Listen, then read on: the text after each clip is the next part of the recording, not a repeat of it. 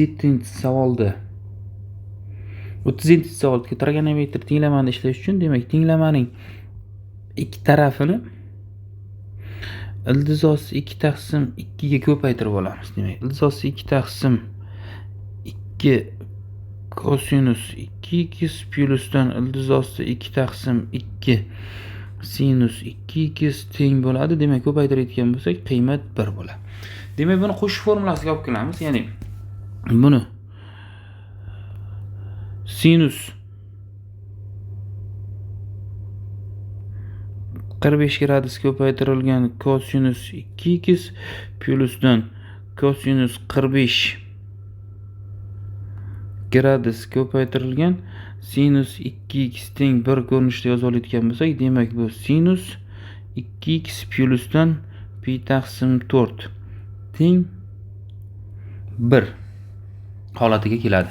Demak, sinus qachon 1 ga teng bo'ladi desa, x plyusdan pi taqsim 4 teng bo'ladi pi taqsim 2 plyusdan 2 pi k da. Pi taqsim 4 da ayirayotgan bo'lsak, demak 2x teng bo'ladi pi taqsim 4 plyusdan 2 pi k bo'ladi.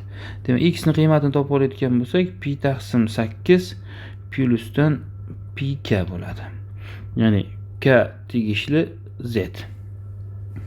Yaxshi.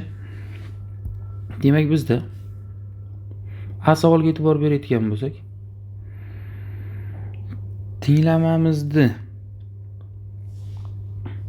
yechimi x teng bo'lyapti pi taqsim 8 plyusdan pi k, ya'ni k tegishli z ko'rinishda bo'lyapti.